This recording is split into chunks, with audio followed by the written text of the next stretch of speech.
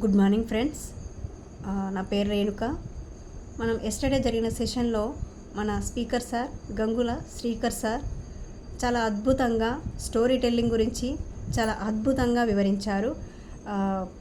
మనకి ఒక కథని ఎంచుకునేటప్పుడు మోటివేషనల్గా ఎలాంటి స్టోరీస్ ఎంచుకోవాలి, ఎమోషనల్గా ఎలాంటి స్టోరీస్ ఎంచుకోవాలి, కామెడీ పరంగా ఎలాంటి స్టోరీస్ ఎంచుకోవాలి, అదేవిధంగా మనం ఎవరికైనా కథ చెప్పేటప్పుడు వాళ్ళలో ఒక ఫీలింగ్, ఒక ఎగ్జైట్మెంట్, నెక్స్ట్ ఏం జరగబోతుందో అనే ఎగ్జైట్మెంట్ వాళ్ళలో కలిగే విధంగా మన స్టోరీ అనేది ఉండాలి.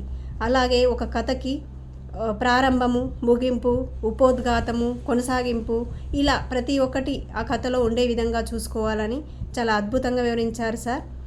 ముఖ్యంగా మనం ప్రతి ఇంట్లో ఇప్పుడు ప్రస్తుతం మనం ఫేస్ చేస్తున్న ప్రాబ్లం, ప్రతి ఇంట్లో పిల్లలు ఉంటారు, వాళ్ళు ఖచ్చితంగా మొబైల్ ఫోన్కి ఎడిక్ట్ అవుతున్నారు.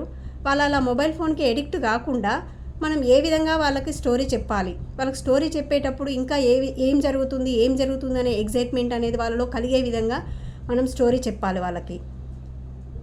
అదేవిధంగా వాళ్ళకి ఆ స్టోరీ వినడం వల్ల వాళ్ళకు ఒక ఇమాజినేషన్ పవర్ పెరుగుతుంది. వాళ్ళకి గుర్తుంచుకోవాలి, ఈ స్టోరీ నేను గుర్తుంచుకోవాలి అనే థాట్ వాళ్ళలో కలగడం వల్ల వాళ్ళకు జ్ఞాపక శక్తి అనేది ఇంప్రూవ్ అవుతుంది. ఈ విధంగా పిల్లలు మెంటల్గా స్ట్రాంగ్గా అవుతారు. థ్యాంక్ యూ సార్, మాకు చాలా వాల్యుబుల్ ఇన్ఫర్మేషన్ మాకు అందించారు. ఇలాంటి వాల్యుబుల్ ఇన్ఫర్మేషన్ ఇంకా మీ నుండి మేము స్వీకరిస్తాము. Thank you sir, thank you all.